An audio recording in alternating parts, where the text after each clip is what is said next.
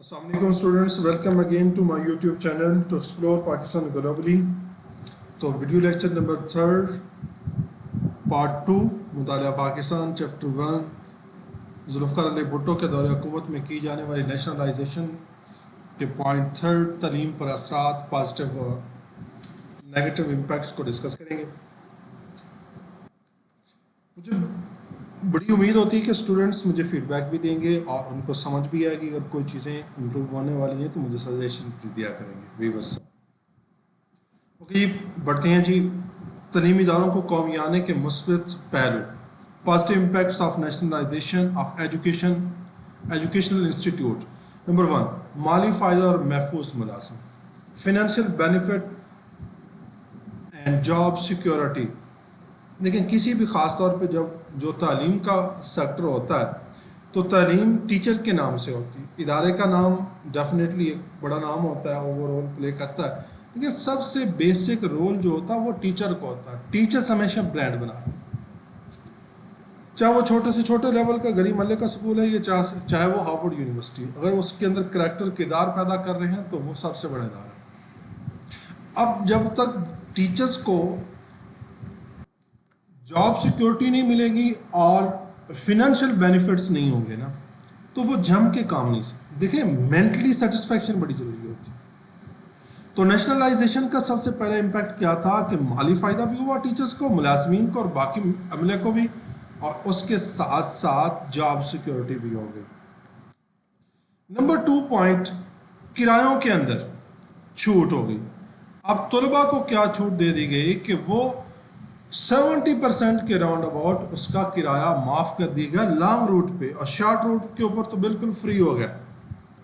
Concession in transport fairies and scholarships increased, और उनके वज़ाइफ जो थे वो पहले की निस्बत बढ़ा दिए गए। और इससे क्या हुआ कि जो तलबा के लिए आसानी होगी, ख़ासतौर पर देही इलाकों से, दूर दराज इलाकों से जो तलबा आते थे बसों के ऊपर सवार होकर, तो उनके लिए बड़ा मुश्किल था, उनके पेरेंट्स के लिए, कि डेली बेसिस के ऊपर जो ट्रैवलिंग कास्ट है, जो किराए हैं, उनको फुलफ़िल करना। वो जो गरीब लोग होते हैं वो उस चीज़ को अफोर्ड नहीं कर सकते थे, तो गवर्नमेंट ने फैसिलिटेट किया। तो ये उसका पॉजिटिव इम्पैक्ट था।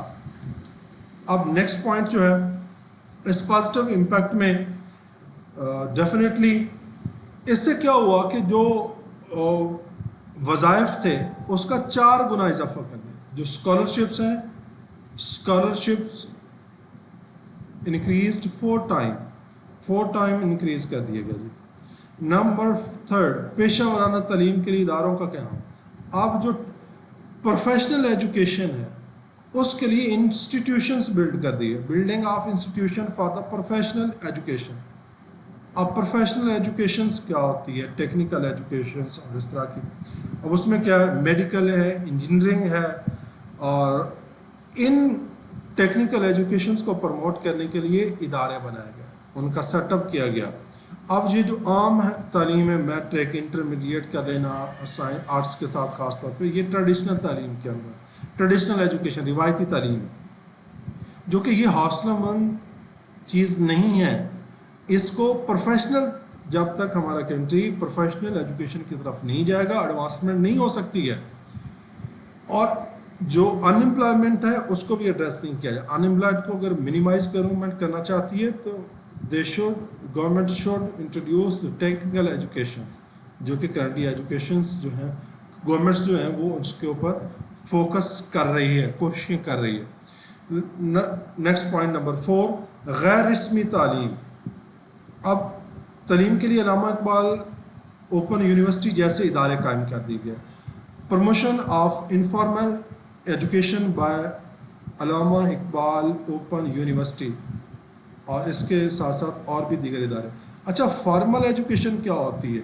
फॉर्मल एजुकेशन वो होती है जो किसी स्कूल, कॉलेज, यूनिवर्सिटी में जाके एडमिशन लेके हासिल की जाती है, वो होती है फॉर्मल एजुकेशन। इनफॉर्मल क्या होती है? वो घर में बैठ के फासलाती निज़ाम तालीम होता है कि जो लोग साथ में काम करते हैं वो साथ साथ पार्ट टाइम, फुल टाइम काम करें और पार्ट टाइम स्टडी भी कर सकते हैं।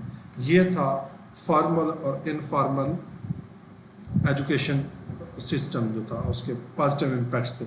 لاسٹ پوائنٹ جو پوائنٹ نمبر 5 ہے وہ جی علامہ اقبال اوپن یونیورسٹی کا قیام, اور اس میں ایک پوائنٹ جو ہے وہ ٹیچرس ٹریننگس, پوائنٹ نمبر 5 ہونا تھا ٹیچرس ٹریننگ.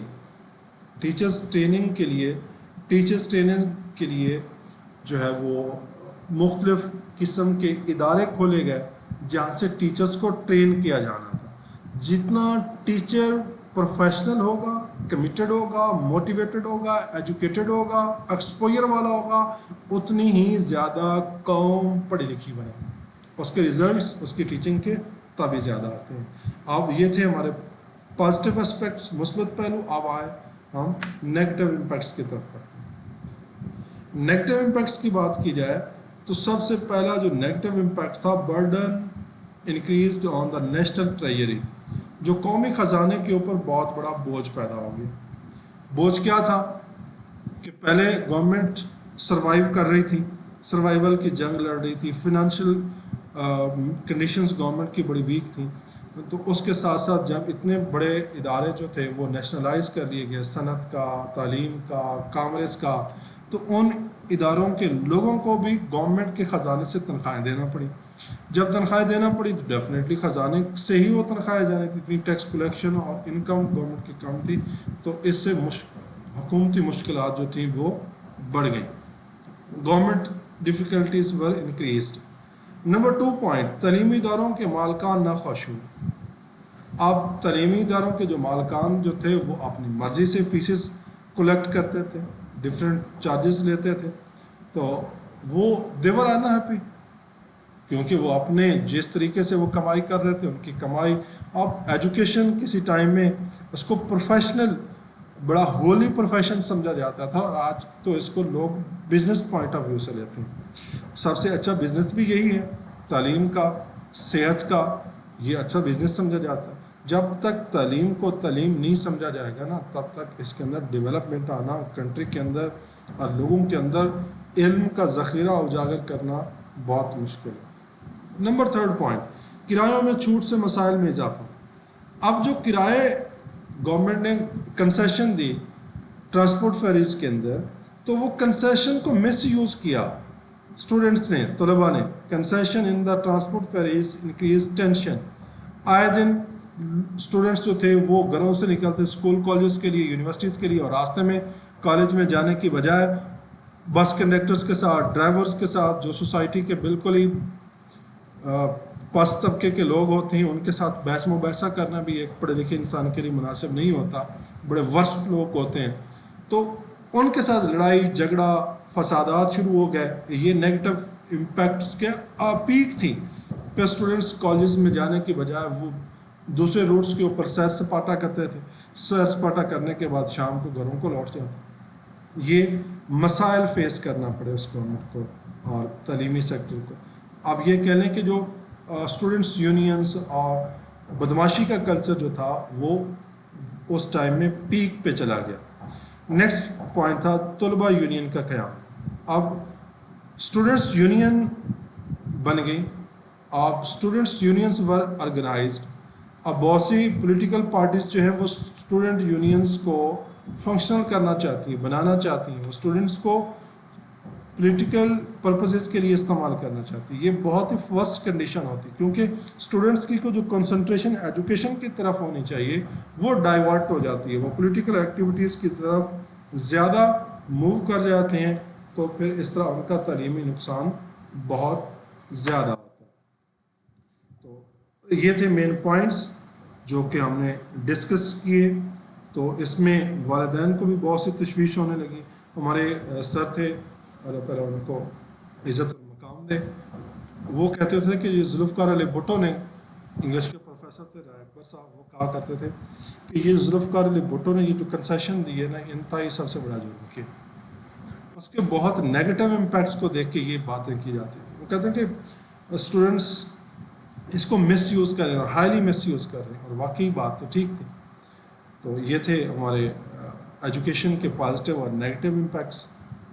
تو امید ہے آپ کو سمجھ آئے ہوں گے. اگر سمجھ آئیں تو ضرور آپ اپنے دوستوں کے ساتھ شیئر کیجیے گا. Thank you very much. اللہ حافظ.